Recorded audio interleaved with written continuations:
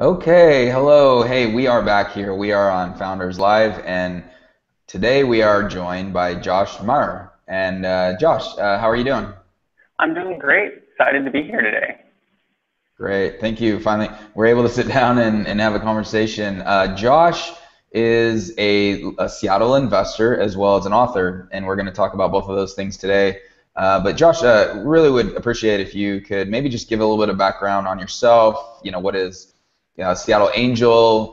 Talk about a few of your books. Just let us know who you are.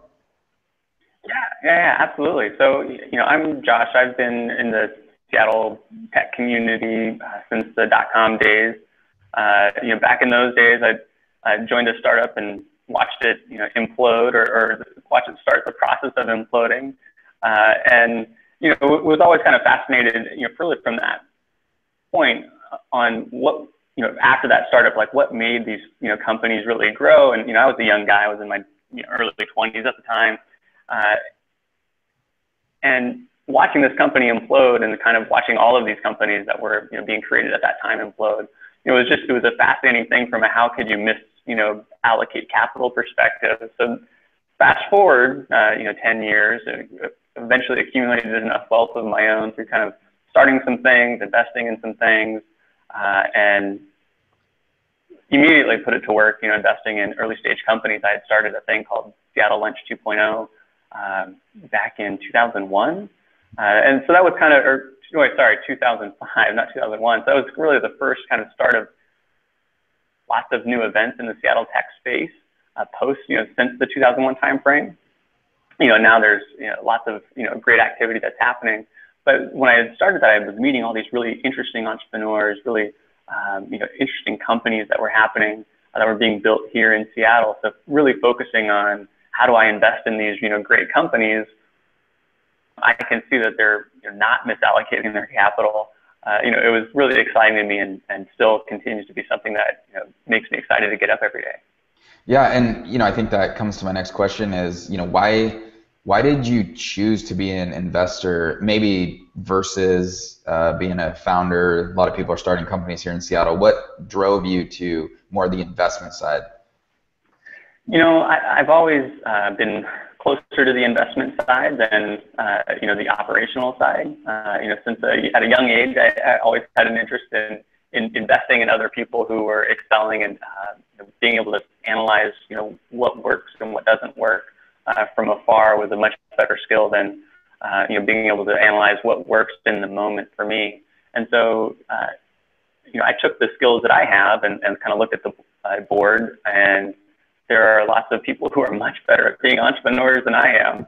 And so I would rather spend my time, picking those folks instead of trying to craft, change the skill set that I have to, beat those folks at their game. Why not just use the skills that I already have and back the folks who are going to be the winners? Yeah, and what do you find is most exciting about, especially early stage? You're typically an early stage investor, correct? Yeah. Yeah, I mean, at the earliest stages, there's so much innovation that can occur, and the real magic that you see at the earliest of stages is there enough value, and are people, connecting with that value? Is that value obvious to people? And when you really get that magic, especially when there's something that's incredibly innovative, right? You have a new technology that's never been built before, a new business model that's never been tried before. And to see that connect with an audience in a powerful and meaningful way it's so rewarding. It's unmatched by anything else out there, really. Yeah, it is, and it's equally when you're in the driver's seat as the founder. That's fun too. But what's the difference is, to say it bluntly, it's possibly less painful from the investor's point of view when things don't go right. You're kind of sitting there. You're watching, you're maybe helping, but it's not your livelihood and your baby. So that might be a plus. But it is it's second to none to see something really take hold.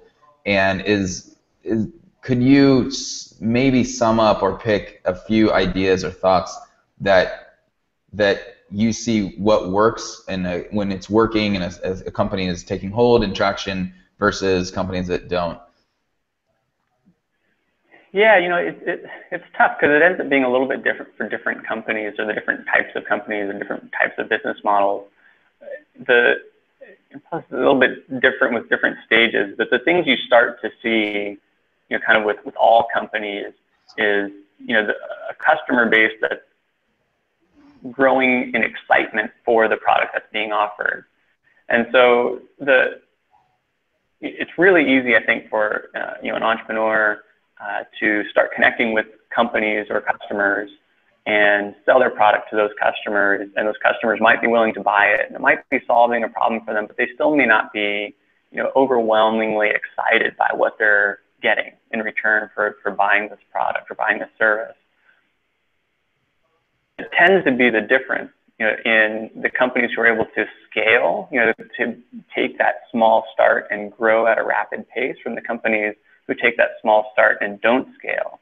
And so seeing those two things, you see, companies with customers who are, happy to pay, but they're not just overwhelmingly excited about the product that they're getting or the value that they're getting or the people that they're interacting with, versus the companies who are able to, produce those kinds of, emotions from their customers.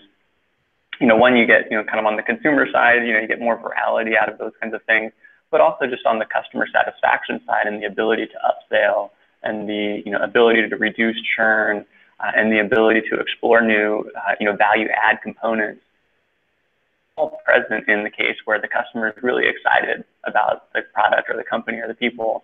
And it's just not the case in those, in situations where the customers aren't that excited. And so regardless of the stage, really focusing on, who is the buyer here and how excited are they about what's happening? And is it a growing number of customers? Is it a growing amount of excitement? Even if it's, 1 to 10 customers or 10 to 100 or, 100 to 1,000, Right. Kind of anywhere in that spectrum, you have to have this growing excitement about what the company's doing. Yeah, look, there is no magic, or maybe there is, no one knows what it is, but it's hard to pin it down, but I think you're absolutely right. But let's wrap in. So you wrote Startup Wealth. When did you publish that? Yeah. So I wrote this book, Startup Wealth. I published it in October 2005, and so I spent pretty much all of 2014, so starting January 2014, all the way through the end of the year, and I did a couple of interviews into 2015, but I interviewed over 50 of the top angel investors all over the world, both here in the U.S. as well as abroad.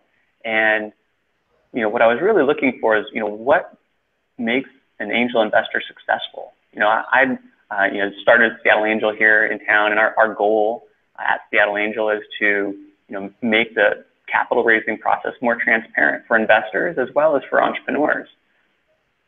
And as I was working with new investors, we've trained over 200 so far out of our programs, I kept finding that investors had different preferences. Some would prefer to be, bet hard on, really risky ideas with, no proof, no evidence that they have yet, and they're, betting mostly on just the person or the personality even. And others would, get all this data and collect all these things to try to figure out what they, what they thought the company was going to do in the future. They started to wonder where on this broad spectrum of investors, what works? What should I be encouraging as someone who's helping new investors get into the game, and what should I be discouraging as someone who's helping new investors get into the game? Right. And after interviewing all these people, I quickly found that there was, a pretty regimented spectrum. There are pretty, defined archetypes of different investors, and so included them all in the book in kind of a coders at work style of a book. So there's interviews with the different types of investors that are out there. And so if you're an investor or an entrepreneur, you can kind of get access to these folks who invested in Google, early angel investors in Google or PayPal or Eventbrite or Invisalign or, you name it. It's just kind of all over the board. Really some of the top companies, the early stage investors, those angel investors, were interviewed for the book.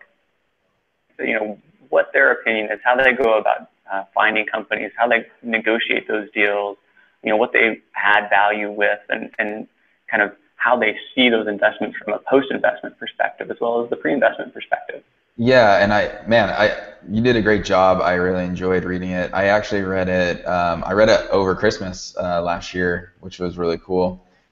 And I found it was very valuable for me as a founder and entrepreneur, just from it gives you a way deeper perspective and understanding what's going on in their head and how early stage investors perceive deals, how they go about it, how what they look for, and because these are things that even if you're a well-seasoned entrepreneur, it's still hard to understand, or like it's that gray area that is just a big question mark of what goes in the mind of an investor. What are they thinking?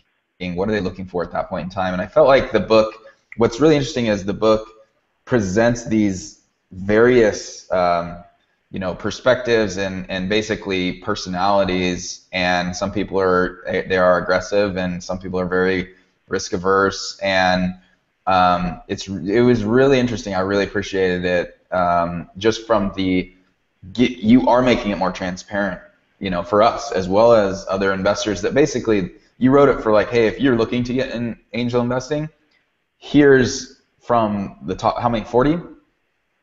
Like, Well, I interviewed 50. There's about 21 that are in the book. okay, yeah, so just a wide spectrum, and it was very educational. And so I think what, you know, what did you take, how did it make you a better investor? Yeah, it's interesting because I wrote the book, with the goal of, really making these other investors' approach to investing more transparent. Uh, there's a lot of books that are written by people who would maybe go interview all of those people and then write about what they learned. And that's not within this book, actually. Within this book is really, how these people go about investing. And I try to keep my mitts off of what they, kind of told me, or what really giving everyone that raw experience. And so the things that I learned in the process I'm kind of in the process of figuring out how to really put that into, other materials. So far, I've been doing a lot of, speaking at different events, talking about the things that I learned in the process. But there are definitely some key attributes. There's some key things that all investors look for in the team. So out of all of the investors that I interviewed, there's some similarities. Most investors couldn't come out right and say, hey, these are the 4 things that I look for, and have 15 other investors agree. And I spent a lot of time kind of questioning why and why they were using the words that they were using. So the team is one area that I've changed my approach by learning that. The other things that I learned were, just really focusing on understanding what value I bring to the table and what value I don't bring to the table, and making sure that I have the right other folks, on my list of, people who I'm inviting into a deal, or people who I'm trying to get to invite me into a deal, who, complement the things that I bring to the table. It's really, kind of a key thing. You look at the best investors and they all do this. And then, kind of the third, really, focusing more on that reflection component. I've met quite a number of investors who have a really strong reflection on their process. And then I met a lot of investors who were successful and they didn't have this reflection process built into their investment. And the folks who didn't have as strong or as rigorous of a reflection process, they tended to, not be able to call out what it was that was meaningful when they made an investment, like why it was successful or why it wasn't successful. So those are the 3 areas that, really changed my thinking and my approach. And then just generally speaking, I really realized that there's a handful of things that all investors kind of need to understand that are, what's risky about a company.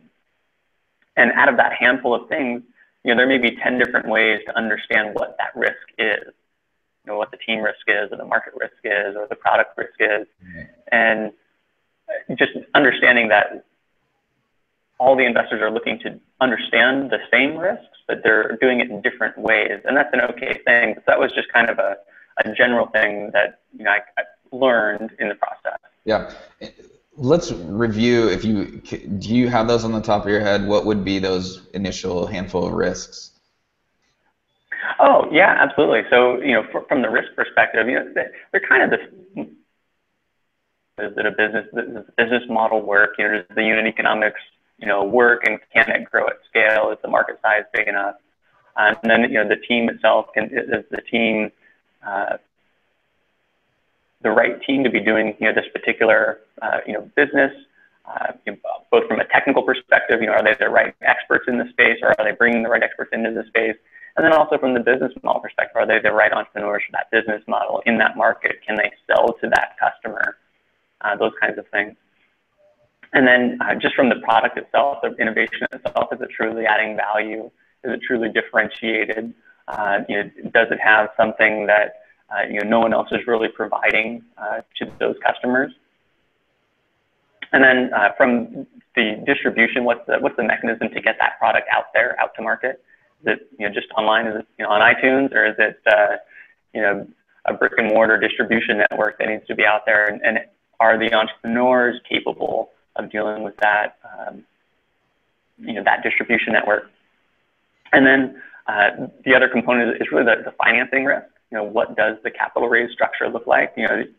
As an investor, you're involved in one round of financing, at least initially, right? So when a company and investor meet and they have the conversation, it's a conversation about capital for this one round of financing. And almost in all cases, one round of financing, or the first round of financing, means that there's going to be another round of financing. And so there's a risk to the company just by taking financing that you're not going to get just to be at scale to raise that next round of financing. And it's only a new risk that comes in when you raise capital. And so it's kind of, it's also one of the things that a lot of investors look at. Well, yeah, that, I mean, right there is really interesting that, just acknowledging that, it's the first round, or that early round, there probably is going to be another one. And so, having capital that is allocated for just the follow-on, just to retain that certain percentage ownership, I mean, that's just, a risk in itself. But what have you noticed that, maybe less experienced investors, or maybe earlier in their career, mistakes that they might make? Yeah, I think the biggest thing that I see is investors investing too much money before they really kind of know what they want to be investing in, or the portfolio that they want to build. And so it's really easy to do, right? You start investing, and you meet a really interesting company, a brilliant entrepreneur, and they ask for a $50,000 or $100,000 minimum for the first investment, and you're like, yeah, okay. And if you make a couple of investments in that way, it's pretty easy to have half or all of your early stage allocation invested before you have even realized what kinds of companies you're good at analyzing, what kinds of business models you understand best, how much of your portfolio do you really want to put out every year, or every couple of years, whatever it happens to be, to really formulate your thesis for that part of it. And so that's the easiest mistake that investors make. And oftentimes, when they've already allocated all of their capital, or most of their capital, they realize, hey, this is the kind of deal that I'm better at. I really like looking at B2B SaaS businesses, or I really like looking at health food, organic foods, or I really like looking at physical goods that are being Kickstarter projects, conversions into real companies, whatever it happens to be. And not having the capital to invest in the thing that, once you realize that it's there, is just a really tough position to be in as an investor. So, obviously the advice is to slow down and really start, thinking about the advice, or the types of companies and the amount of companies that you want to have in your portfolio. It has to be just an education in itself, right? The process, and clearly the first 5 or 10 that someone invests in, that's probably more of a learning experience. And not to say that those won't turn out well, but there's just a process, I would assume, that just teaches each individual as they go along, oh shoot, that's what I need to do, or those sort of things. But what I would like to do is transition to actually kind of bring in your second book. And what was that book? And it's still in the investment industry, but it's a slightly different angle. Yeah, absolutely. So after the first book, I wrote this second book called Investing in Pre-IPO Stock, or How to Make Money Investing in Pre-IPO Stock. So the book came about, actually I wrote it with this guy Manny Fernandez here. He's actually just appeared on How to Make Me a Millionaire Inventor on CNBC just a couple weeks ago. They're opening the season. And the premise of the book is really about investing in companies before they IPO. So really at the last stage of investing. And so typically angel investors look at the earliest stages because the dollar amounts are what they can afford. It's tough for an angel investor to put their first money in at a Series C round, right? It's really expensive to buy into a company at that stage. And really the next place that most investors traditionally have been looking is post-IPO or during the IPO process. And so what Man was really looking at, and what we looked at kind of the data around, was what happens with the folks who are buying these secondary shares just before the IPO. And so that's really what the whole book's about. Like, how would you go about buying these secondary shares? What would a portfolio look like if you were going to have one that included these secondary shares? And when buying those secondary shares, you're really interested in buying a company that's going to IPO in the next 2 to 4 years. And the return is going to be less. It's not going to be a 30x return or a 100x return or something like that. But it's going to be more of a 2 to 4x multiple, which is still pretty good for 2 to 4 years. So it's more of a smaller kind of a how-to book focused on that pre-IPO market. And it's one that's been growing. The laws have kind of changed to make it easier for both founders and really employees to sell their shares on the secondary market. Somewhat in recognition of the slow IPO market, there was a highway bill that made it easier actually for founders and employees to sell their stock earlier. Yeah, and how do you feel about that? Like, do you think it yeah. Yeah, how do you feel about that? Yeah, it's both good and bad, right? You look at the case we analyzed in this one is Twitter. They were a very large amount of shares that they sold from founders, early investors, and early employees. They did a $800 million round before their IPO, and 400 million of that was existing shareholders selling their shares to new investors, which is a huge number, right? I mean, it's half of the round that they did was early investors or early employees getting out of the deal. For the folks who are in the company, getting that early liquidity, certainly makes it easier or more palpable to continue working for a company that's not exiting, that's not IPOing in any way. You can college fund, you can buy the house that you've been putting off buying, all of those kinds of things. So if it's in a situation where the folks who are selling those early shares are doing it for their benefit, then I think that's a good thing. I think for early stage investors, there's probably actually more room for early stage investors to think about selling early, selling their shares early. This Twitter one, Union Square Ventures, they were one of the first venture funds to invest in Twitter, and they sold a huge stake of their first dollars in. They kept lots, and they kept their later investments, but from their first investment, they took a little bit off the table during that financing before their IPO.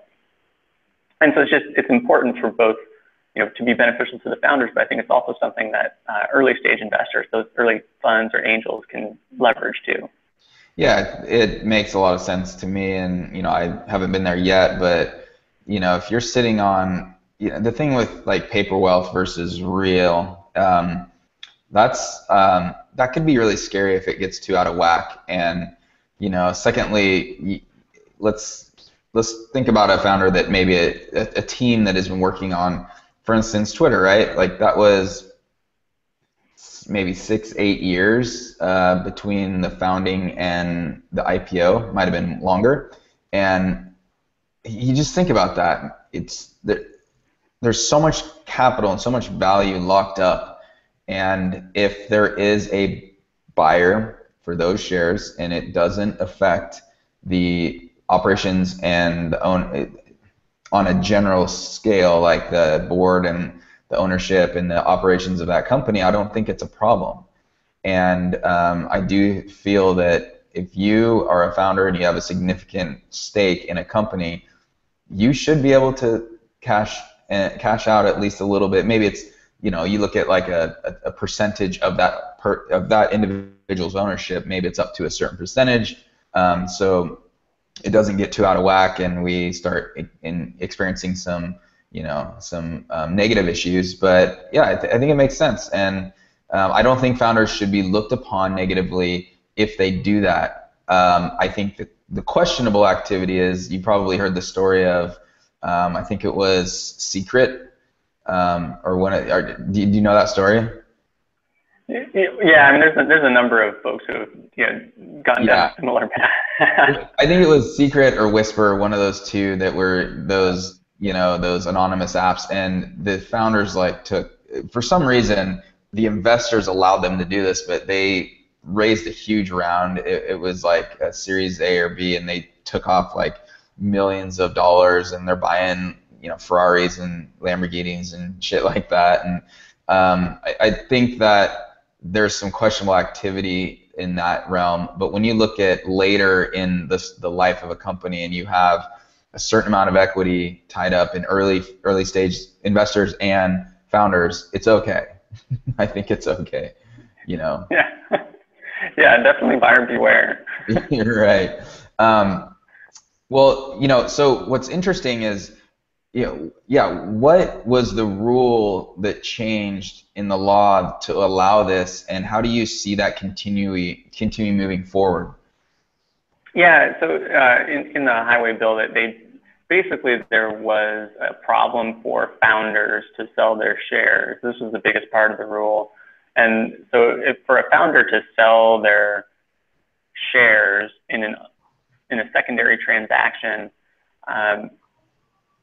put the founder in a weird position, because like the Secret or Whisper guys, or the other folks who've kind of gone down this path, they could technically issue shares to themselves and not register the issuing of shares, and then go sell them in a private transaction without ever registering them with anyone. And that was kind of a problem, because then technically just these people could issue themselves endless amounts of shares and sell them to other people, raising money either for themselves or for the company. Doesn't really matter where they put the money, but they're still selling these shares in they're effectively doing a stock offering, but not doing it in a way that is ever registered or met by the SEC. So that was against the law. So the rules said you couldn't do that. You couldn't just issue yourself such shares and then go sell them. So for a founder who got founder shares when they started the company, it was in this really weird gray area where they did really just issue themselves shares. Can they not sell them in a secondary transaction, even though like an employee could, because the employee didn't have this right to issue themselves the shares. So the rule really just says, look, why don't you just make the investor worry about it? So the investor needs to worry about making sure all the rules are followed. So if it's a secondary transaction, it has to be registered. They have to be shares that weren't issued for the purpose of being sold as a way to raise money, being unregistered. And the same is true for if you're buying shares from not a founder as an investor. The investor, all the responsibility is now just on the investor, and the company or the person issuing shares doesn't have to check if the investor is an accredited investor, or really kind of do any of that diligence. The investor has the right to say, hey, give me access to the books, and that makes that a little bit easier if the founders are willing to do so. So the one part being the founders being able to sell their shares, and then the second part being that employees are able to sell their shares after a month after exercising the shares, and previously it was 12 months. So if you started at a company and you were issued a pile of shares, you'd have to wait 12 months before you could start looking at selling those things.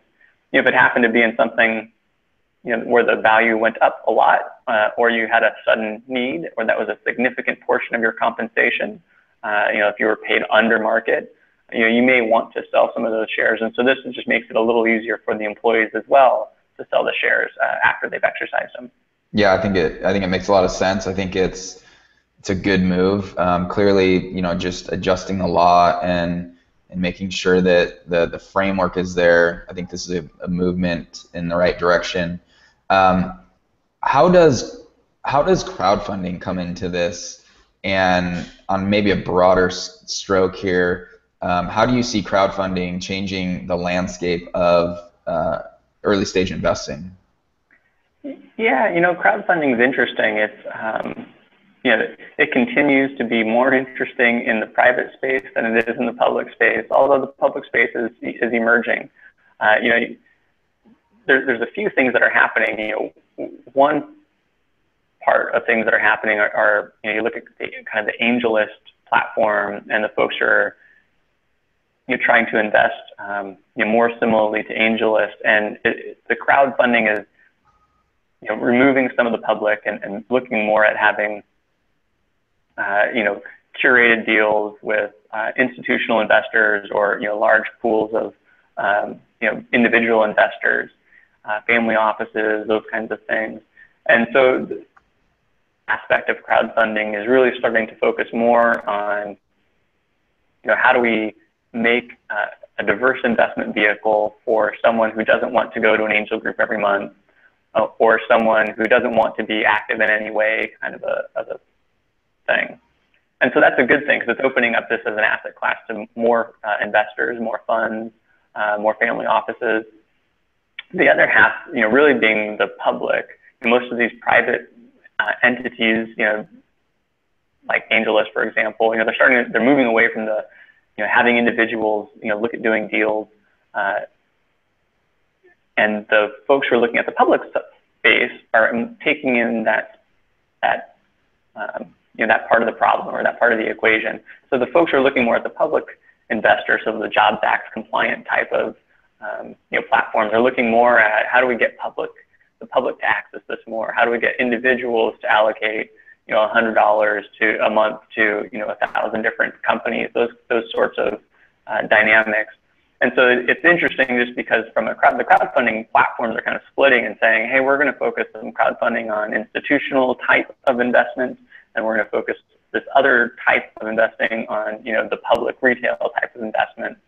But both are trying to get at this goal of saying, here's startups as an asset class, and I'm going to give you a diverse investment vehicle that you can kind of add into your overall portfolio, just kind of in two different ways. And I think they're both going to grow. I mean, I think it's going to continue to be a huge part of how companies get funded in the future. Yeah, the thing with crowdfunding and just the general dream of, oh man, as a founder, if I could just put this out there, and not just like a Kickstarter kind of thing, but I could put this out on a platform and I could raise money from 1,000 or 10,000 different people.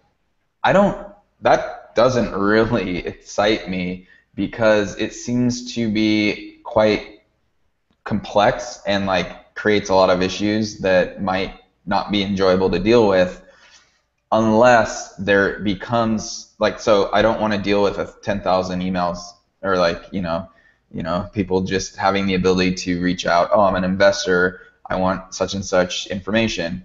But clearly there will be some frameworks around that as well, in terms of the limits of who can, how much contact they actually do have with the company and whatnot. But what problems do you see, like if it is like I'm able to raise $100 from 10,000 people, there's going to be some issues. How do you see those issues kind of getting worked out? Yeah, it's interesting. I think it's up to the platform to try to make some of that easier, or alleviate a little bit of those problems. The flip side to that question is, there's a company called Equity Eats, and they are crowdfunding for restaurants basically. And really the premise, or the context of the reason the whole thing works, is because the people who are funding the restaurant, they become owners of the restaurant, and they get, special privileges at the restaurant, discounted food, VIP reservations, special events, all that kind of stuff. And they can, gift those things to their friends. Hey, when you're in town, go to my restaurant. There'll be a table waiting. That's really sweet. So it's a cool deal. But the way the platform structured it, they've structured it around, this is a equity crowdfunding plus loyalty program.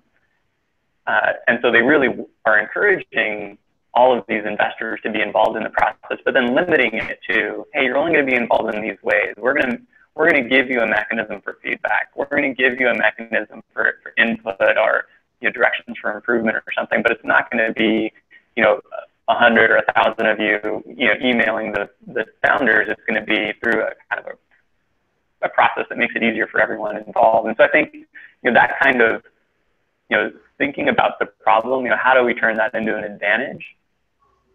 The platforms that land that are going to make it a lot easier for entrepreneurs, because you're right, the entrepreneurs aren't going to go there. That once you hear one other person who's been through the process and they're like, oh, this was terrible, I had all these emails and everyone was harassing me, no one's going to go there for the second raise, right? Right. So, yeah, I think what you're suggesting is there is other reasons why a company would actually use the crowd to fund their operations or investment. Basically, it's creating 10,000 invested ambassadors, and there's almost loyalty to it depending on the company and the product or service. It's similar. You look at what Kickstarter or Indiegogo is doing. It is that initial launch, getting a certain customer group together that then can be advocates for getting new customers and users. And I think that is a unique way to not only fund your company but also get your initial user group. It'll just be interesting to see how from the law that you are talking about to then the crowdfunding and that new legislation, how that is going to change the early stage not only investment but entrepreneurial activity as this thing goes forward. But before we go, I do want to ask a few questions on you've heard of a lot of pitches in your day. How would you sum up what's a good pitch when someone's pitching an investor? Yeah, so I talked a little bit earlier about kind of these different types of investors that are out there, and some are more focused on kind of the problem space of the entrepreneur or whatever, and some are more focused on the data. And for an entrepreneur to have a really good pitch, you have to be able to kind of answer the question from both of those sides of the spectrum, right? Because there's investors that are really extreme on both of the sides of the spectrum, and a lot of folks are in between. And so the thing that's common across both of those sides of the spectrum, would be applied to almost all investors, is landing the story really well. So really landing, who the customer is, where their problems really are, and how this thing is adding so much more value that they would be, kidding themselves if they weren't willing to shell out cash for it. And that's part of the story. You are going to connect with people who already have seen that in the world. Maybe they've been looking for your solution to the problem, or they see the future and they say, I wish someone's going to build this thing. And when you pitch to them, landing that story, for them to say, yeah, that's the thing that I've been waiting for these people to build, or these entrepreneurs to build. For the folks who are, maybe they don't have a vision of that future, they haven't been waiting for a product in that space to be created yet. That story is the start, right? It draws them into, hey, maybe this is a possibility. Maybe this could be a reality. Maybe people really do want to buy this thing. And so you have kind of these two people who are both drawn into this really compelling vision, or this compelling story of, hey, there's real value that you're creating here, and the rest of the details, right? So can you execute all of that at scale? Are you the right people to grow that idea? Is the product something that you're going to be able to attract the talent to continue to innovate on that product? And then for those folks who are more on the data-driven side, what are the assumptions that you're making about the market and the experiments you're going to run to sell your product into that market, and what that means from a unit economics perspective? The folks who are on the visionary side, who they already see this thing as being something that's going to be huge. They've been waiting for you to come along and build it. They may not care as much about the metrics or the data side, and you may pick that up in your pitch as you're getting questions or reading body language, that kind of thing.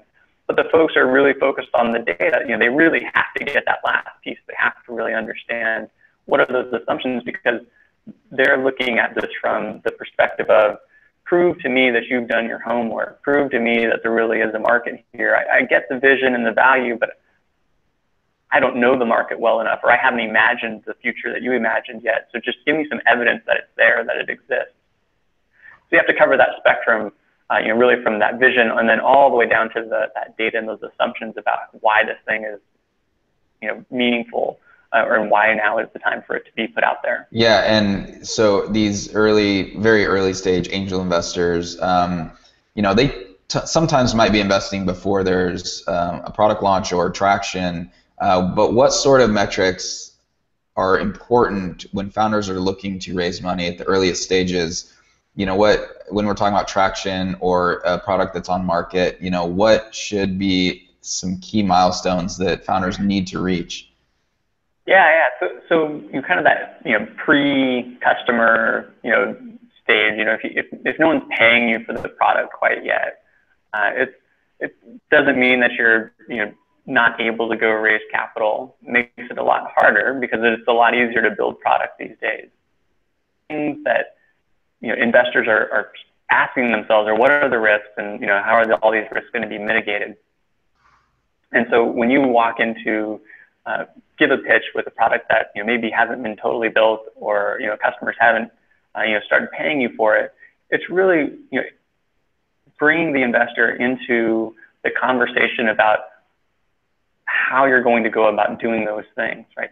How many customers or potential customers have you talked to, and what things have you learned, and what things have you changed in your product or approach based on those conversations, and how does that get you to offering something that's going to convert these folks into paying customers?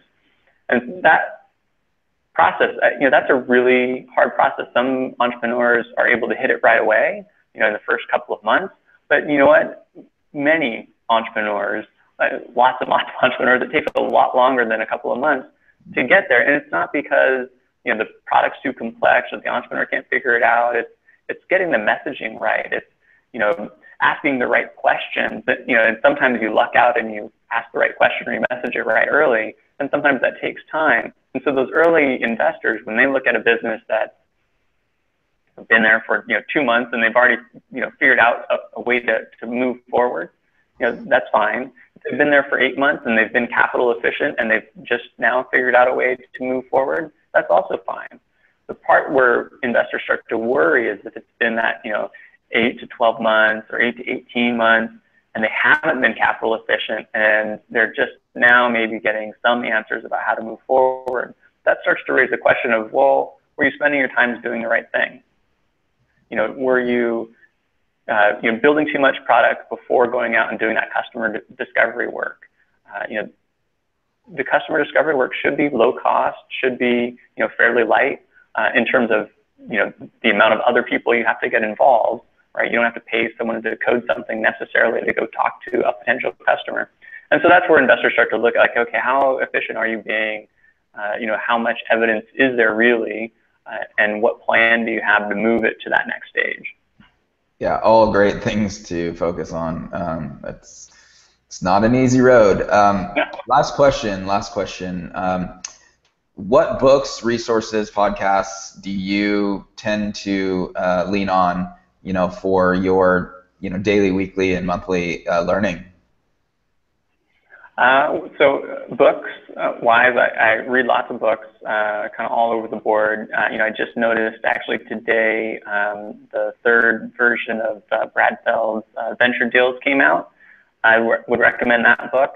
Awesome. If you're an investor, definitely that book and Startup Wealth, are key books to read. If you're an entrepreneur, that book's a key book to read. Obviously Startup Wealth would be helpful, but also any of Steve Blank's books, just really on kind of the process of building a company are useful. And then kind of all the books that have somewhat been associated with his work or his progress, is a useful way to think about building a company. Other things, I'm a huge fan of Econ Talk as a podcast. I've been listening to that podcast since it started, since before podcasts were cool, I guess. But I don't listen to any others as regularly. I guess the other one that comes close, it actually is Masters in Business by Barry Ritholtz. That's the only other one I listen to maybe as frequently. The A16Z podcast, there's a lot of good stuff in there. The Origins podcast is pretty interesting. So I don't know, there's some good resources. That's great. That's great. Josh, I want to thank you. Thank you so much for taking the time. Everyone, take a look, definitely, Startup Wealth, as well as How to Make Money Investing in Pre-IPO Stocks. Where can we find those? If you go to my website, joshmaher.net, or the site for Startup Wealth, startupwealth.com. And of course, you can buy both of them in print or Kindle on Amazon. Awesome. Well, thank you so much. And we'll post this. People are probably watching this now on Founders Live, and I will post some information on the books. And feel free to be on there as well and add value and answer questions, or be active. Awesome. All right. Thank you. Thanks, Josh. I'll see you soon. All right. Bye.